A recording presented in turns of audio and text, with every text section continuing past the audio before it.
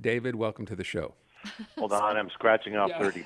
Yeah, sorry about that. Okay. Evidently, I can't count to seven, which Which is bodes why well you for want to a be very Friday. careful Well, about taking advice from Natasha. So, just saying, David, I'm not sure where to start off, but let's. I know you put this in your list today. Maybe because we talked to Pablo Rodriguez yesterday, and it's always comforting to hear the transport minister, as I said at the time, talk about the fact that he himself got caught in that mess trying to get through Trudeau Airport. But it does signal a bigger problem. That's the mess this whole situation is to begin with. absolutely. I listened to your interview and also your reactions to it. And yes, Pablo Rodriguez is a seasoned politician, great communicator. I've known him for 20 years, and he used the tried and true techniques of an experienced politician. Was first, make sure you tell people you understand the problem. And that takes a lot of time during an interview, and it shows compassion and understanding of the problem. But at the same time, Pablo did not give you solutions to the problem.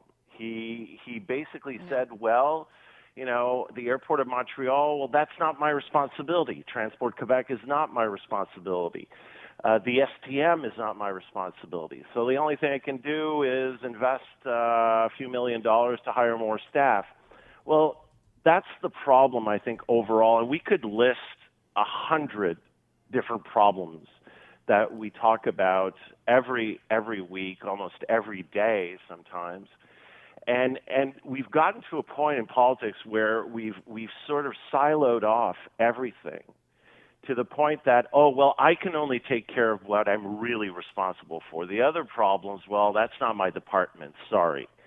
And that harkens, I think, to a bigger problem, which is just basic leadership. I think now we're at a point where instead of saying, yes, okay, yeah, the STM is not my responsibility, that's true. That's the city of Montreal, and Transport Quebec is, yes, the provincial government, it's Geneviève Guilbeault. And it's true that Aéroport de Montréal is an independent corporation, which was created by the federal government, by the way, to manage the airports independently from the government. Why not say, okay, this is enough. We knew this was coming, and we need to get our act together collectively. And one of these key players has to get everybody in a room and have real solutions, not in 6 months, not in a year, but a year ago. And we've seen this so many times. Wasn't there a summit in the spring where everybody sat in a room and said, we're going to coordinate all the work that's being done?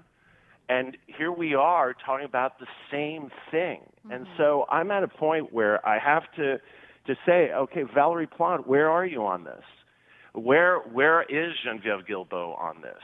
And where is Pablo Rodriguez on this? You're telling me the Minister of Transport, the Federal Minister of Transport, can't call the CEO of Aéroport de Montréal and say, hey, buddy, get your act together. And we're talking about the image of Montreal. This is one of the first things, if not the first thing, business travelers and tourists see of us. This is our visiting card. And I've traveled, you have traveled. Yes, I remember like being at Heathrow and it was a mess. LaGuardia was a mess.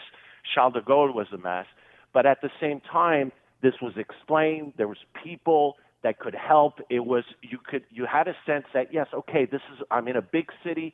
It's going through major renovations, but this is not major. This is ongoing. And yes, we need to invest for a bigger airport. Yes, we're going through major growing pains as a city, and when the REM comes online, it'll solve part of it. But at the same time, what I can't get my head around is this transformation of politics where everything is about defensive. Oh, and it's not me, it's the other guy. Valerie Plante has created, it's now an art form for her. The minute there's a problem, she blames either the provincial government or the federal government or some other entity. It's not me.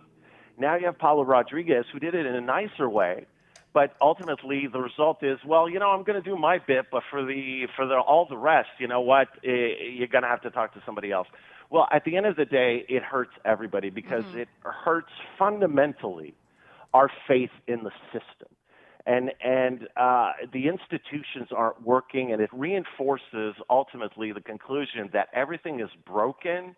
And I'm not channeling Pierre Poilievre here. I'm just saying that everything is broken, and government is not out to work for us, the people, and that's what hurts the most for me. You know, to your point about the airport, and I want to move on as well, but you bring up some really good points here. You know, he did mention that he was talking to whoever the president of the airport of Montreal, which is great.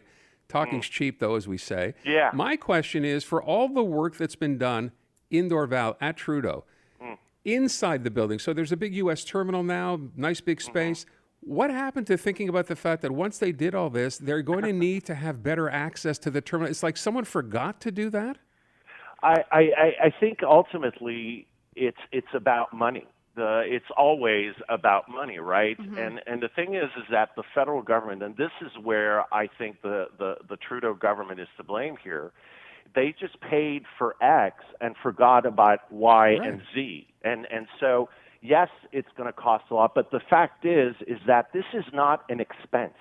This is an investment. This returns money.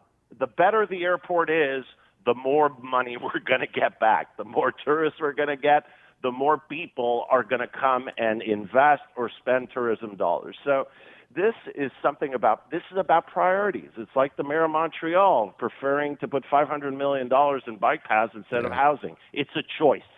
And so the federal government here has made a choice. Look, it's not like we have 27 major airports in the country. There are 3 major cities in Canada. All due respect for all the other ones, but it's Toronto, Montreal, and Vancouver. We need world-class airports in those 3 cities, period. And you put the money that needs to be put, and you get it done. And just blaming somebody else or saying, well, you know, I'm doing what I can, but this was all predictable. Look, we had 2 years of pandemics where the airport was empty. You could have started work then. And we knew this was coming. We knew all of these problems were coming. And the federal government did not bring everybody in a room and say, okay, let's coordinate this and do this the right way. Remember, it took a year to get everybody on the same page to do what it took to get the ramp to the airport. Yeah. Can you believe that? Yeah, which was somehow not part of the original plan, which is How kind of can that amazing be in possible? itself. Yeah. Yeah. David, we got to go. I will mention, based on the way you're describing this, you're obviously not very hopeful this is going to change anytime soon, new minister or not. New minister or not. And ultimately, these are the types of things, Aaron and Natasha, that hit and accumulate, and that's why the Trudeau government is in the 20s in the polling. Because nobody's going to say, oh, it's because of Trudeau Airport, then I don't like the Liberals anymore. But all of these little things add up, and that's why the Trudeau government seems completely disconnected with the reality of the people on the ground. David HEURTEL joins us every Friday afternoon. David, thank you. Have a great weekend. Bon weekend. All right.